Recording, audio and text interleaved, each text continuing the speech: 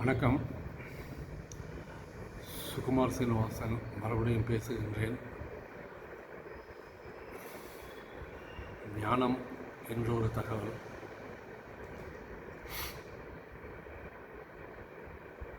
மொனோட்டனி என்று கேள்விப்பட்டிருக்கின்றீர்களா? மொனோட்டனி, அதாவது ஒரு வேலையை நாம் செய்கின்றோம் என்றால் அதை முடித்துவிட்டு அடுத்த வேலைக்கு செல்வோம், பிறகு அடுத்த வேலைக்கு செல்வோம். இது அவ்வாறு இருந்து, அதாவது வேலை மாறிக்கொண்டே இருக்கும். ஆனால் ஒரே வேலையை திருப்பி திருப்பி செய்தோம் என்றால், ஒரு வேலையை முடிக்கின்றோம், முடித்தவுடன் அதே வேலையை திருப்பி செய்கின்றோம், அதை முடித்தவுடன் அதே வேலையை திருப்பி செய்கின்றோம். எப்படி இந்த ஆட்டோமொபைல் ஃபேக்டரியில் அசம்பிளி லைன் என்று சொல்வார்கள். ஒவ்வொருவருக்கும் ஒரு குறிப்பிட்ட வேலை மட்டும் கொடுக்கப்பட்டிருக்கும். அவர்கள் செய்ய வேண்டியது அந்த அசம்பிளி லைனில் என்ன வருகின்றதோ அதற்கு உண்டான பகுதியை, ஒரு ஸ்பேர் பார்ட், அதை போடுவார்கள் அல்லது முடுக்குவார்கள் அல்லது ஏதோ ஒன்று செய்வார்கள். அது குறிப்பிட்ட வேலை மட்டும் அவர்கள் செய்வார்கள். அது அந்த லைன் மறுபடியும் நகர்ந்துவிடும். நமக்கு அடுத்திருப்பவர் அவர் இன்னொரு வேலையை செய்வார். இப்பொழுது நாம் என்ன செய்யணும் என்றால், ஒரே வேலையை திருப்பி திருப்பி செய்ய வேண்டியிருக்கும். அது நாள் முழுவதும் செய்ய வேண்டியிருக்கும். காலையில் 10 மணிக்கு ஆரம்பித்தால் ஒரு நடுவிலே 1 மணி நேரம் கழித்து ஒரு பிரேக் கிடைக்கலாம். அதற்கப்புறம் ஒரு லஞ்ச் பிரேக் கிடைக்கலாம். அப்புறம் ஒரு டீ பிரேக் கிடைக்கலாம். இதை தவிர மற்ற நேரங்களில் செய்த வேலையை செய்து கொண்டிருக்க வேண்டியிருக்கும். இதைத்தான் என்ன சொல்வார்கள், இதனால் இந்த தன்மைக்கு மொனோட்டனி என்று பெயர். மொனோட்டனி என்றால் திருப்பி திருப்பி அதே வேலையை செய்வதால் அந்த மனம் தளர்ந்து போகின்றது, ஒரு இயந்திரமயமாகின்றது.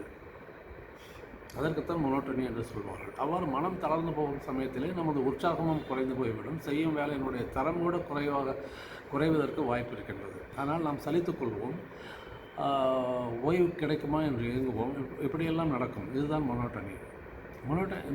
அதாவது இது வாழ்க்கையிலே இது மாதிரி ஒரு மொனோட்டனஸாக நாம் ஏதாவது செய்தாலும் நமக்கு ஒரு உற்சாகம் போய்விடும்.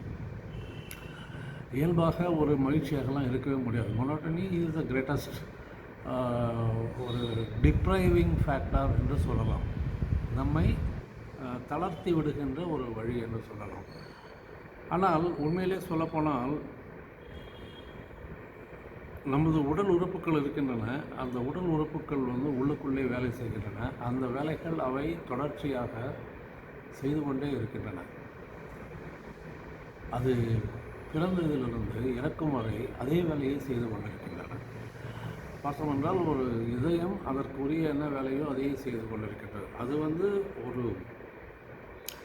அதனுடைய தன்மை மாறாது. பட் அளவிலே அது மாற்றக்கூடிய வாய்ப்பு உண்டு. வளரலாம். சிறு குழந்தையிலிருந்து பெரியவர்கள் வளரலாம். ஓகே, அது நுரையீரலும் அப்படித்தான், சிறுநீரலும் அப்படித்தான், கல்லீரல் அப்படித்தான். எல்லாமே அவைகள் என்ன செய்ய வேண்டுமோ அந்த வேலையை மட்டுமே செய்து கொண்டிருக்கின்றன. எப்படி ஒரு கார் ஃபேக்டரியிலே அசம்பிளி லைனில் என்ன வேலைகள் தனித்தனியாக செய்யப்படுகின்றனவோ அதே போலவே இதுவும் நடந்து கொண்டிருக்கின்றது. ஆனால் அங்கே செய்வதற்கு ஆள் கிடையாது. ஆனால் தன்னிச்சையாக அது நடக்கின்றது. அப்படி நடக்கும்பொழுது அந்த உறுப்புகளுக்கும் அந்த ஒரு மொனோட்டனி வர வேண்டும் அல்லவா? அந்த உறுப்புகளுக்கும் ஒரு தளர்ச்சி வர வேண்டும் அல்லவா? அந்த உறுப்புகளுக்கும் உற்சாகம் குறைய வேண்டும் அல்லவா? இல்லையா? அப்படி குறைந்தால் என்னவாகும்? நமக்கு உடலிலே நோய் வரும் அல்லது ஏதாவது ஒரு கெட்டது நடக்கும். அல்லையா? எனிவே, ஸோ அந்த உறுப்புகள் எப்பொழுதுமே தளர்ச்சி அடையாமல் தான் செய்கின்ற வேலையை ஒரு பர்ஃபெக்டாக செய்கின்றதுனால தான் நம் உடல் ஒரு சமசீராக இருக்கின்றது, ஒரு நார்மலாக இருக்கின்றது, எந்த வித பிரச்சனைகளும் இல்லாமல். ஆனால் அந்த உறுப்புகளுக்கு சொல்லவே இல்லையே. மொனோட்டனி, டீடியஸ், டயரிங், ரெப்பிட்டேட்டிவ் என்னெல்லாம் சொல்லவே இல்லையே. இதுதான் ஒரு அதிசயம். இறைவன் படைப்பிலே இருக்கின்ற ஆயிரக்கணக்கான லட்சக்கணக்கான அதிசயங்களே இது ஒரு அதிசயம். எப்படி வெளி உலகிலே நாம் செய்கின்ற வேலையை நாம் செய்கின்ற பொழுது நம் மொனோட்டனி, ரெப்பிட்டேட்டிவ் என்று சொல்லிவிடுகின்றோமோ, உள்ளே இருக்கும் உறுப்புகள் ஒருபோதும் சொல்வதே இல்லை. அப்பொழுது நாம் என்ன செய்ய வேண்டும்? அந்த உறுப்புகளை பற்றி கற்றுக்கொள்ள வேண்டும். என்ன கற்றுக்கொள்ள வேண்டும்? இவ்வாறு எனக்கு இது மொனோட்டனஸாக இருக்கின்றது என்ற சொல்லையே தவிர்த்து விட வேண்டும். அது எவ்வாறு தவிர்ப்பது? வேலை எப்படியே தானே இருப்பது, இல்லையா? அது எப்படி தவிர்க்க முடியும்? என்ன வழி என்றால், நாம் ஒவ்வொரு நாளும் ஒரு வேலையை செய்கின்ற பொழுது அதை எப்பொழுதுதான் முதல் தடவையாக செய்வதாக நினைத்து கொண்டு செய்ய வேண்டும். எந்த எந்த வேலையாக இப்போ நான் குளிக்கின்றேன் என்று வைத்துக் கொள்கின்றேன். குளிக்கின்ற பொழுது நான் உடம்பிலே தண்ணீரை எடுத்து ஊற்றினால் நான் முதன்முறையாக குளிக்கின்றேன் என்று உணர்வோடு நீங்கள் குளித்தீர்கள் என்றால் அதனுடைய பார்வையே வேறு, அதனுடைய அனுபவமே வேறு, அதனுடைய உணர்வே வேறு.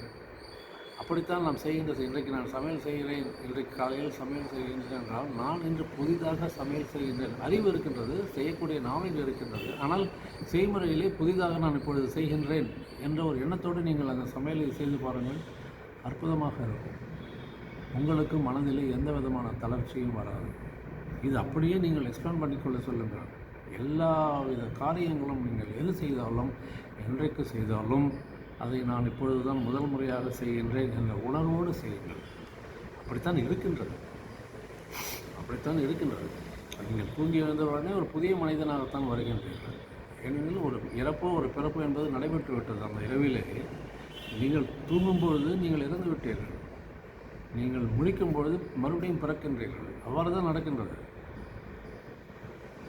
அப்படி இருக்கும்பொழுது நீங்கள் பிறந்தவுடன் என்ன காரியம் புதிதாக கரையாமல் செய்வது என்று நினைத்துக்கொள்ள எந்த விதமான ஒரு இதுவே இல்லையே, ஒரு தயக்கம் இல்லை, ஒரு தவறு இல்லை அல்லவா?